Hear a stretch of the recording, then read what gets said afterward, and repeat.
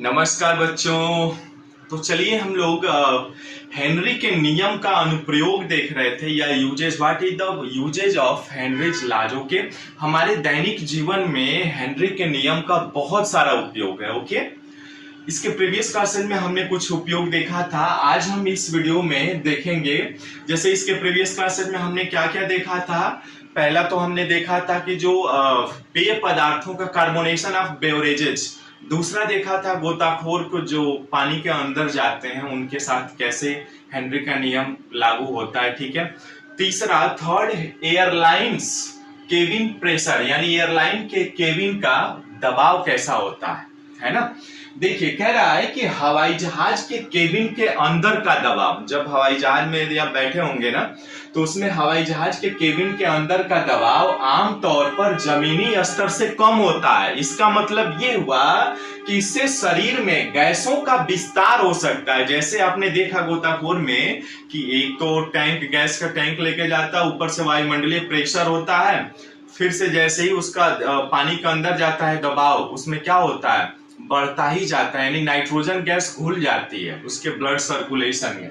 वैसे ही कह रहा है कि जैसे विस्तार हो सकता है जैसे शरीर के रोम रोम में, यानी अंदर की हवा या रक्त में जो घुली हुई गैसें होती हैं ना, उसको समझने में हेनरी का नियम बहुत मदद करता है हमारी, है ना, जिससे कंट्रोल होता है।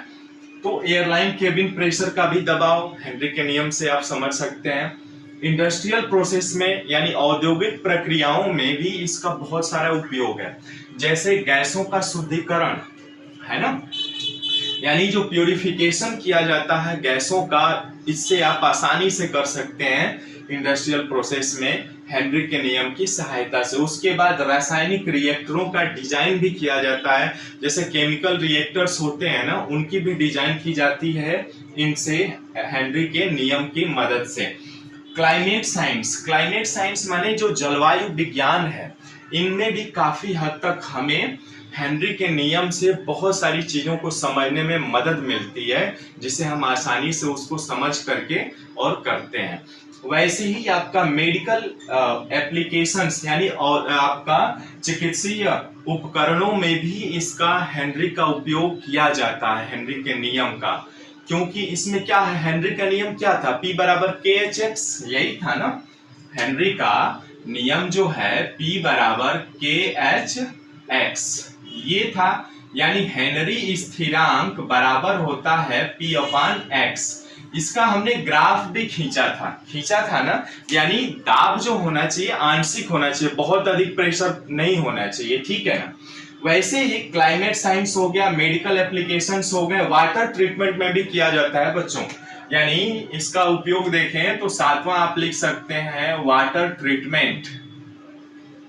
वाटर ट्रीटमेंट में भी इसका उपयोग किया जाता है बच्चों हेनरी के नियम का। ओके, यानी हेनरी के नियम का एक तरह से देखा जाए तो बहुत सारे यूजेज हैं जो कि हमारे दैनिक जीवन में देखने को मिलते हैं। ठीक है, ये इसलिए हमने थोड़ा बहुत आपका ध्यान केंद्रित किया इस पे, इनके एप्लीकेशंस पे भी, क्योंकि कभी कभी ना एग्जाम्स में 1 नंबर या 2 नंबर में पूछ लेता है कि हेनरी के नियम का कुछ अनुप्रयोग बताइए, या क्या प्रयोग है, क्या समझते हैं, इससे क्या लाभ होते हैं हमारे दैनिक जीवन में, बताइए। ठीक है, तो आप कर सकते हैं आसानी से, क्योंकि हमारे लिए तो परीक्षा में 1-1 नंबर महत्वपूर्ण है। ठीक है, अब इसके बाद ना बच्चों हम लोग जो एग्जाम्पल्स आपके एनसीईआरटी बुक में दिया है और एनसीईआरटी इन टेक्स्ट क्वेश्चंस दिए हुए हैं उसमें, उनको भी हल करेंगे, फिर आगे नेक्स्ट टॉपिक पे बढ़ेंगे। ठीक है, तो समझ में आया होगा, कमेंट्स करके जरूर बताइएगा, और चैनल पे नए हैं तो प्लीज चैनल को सब्सक्राइब, लाइक और शेयर कर लीजिएगा,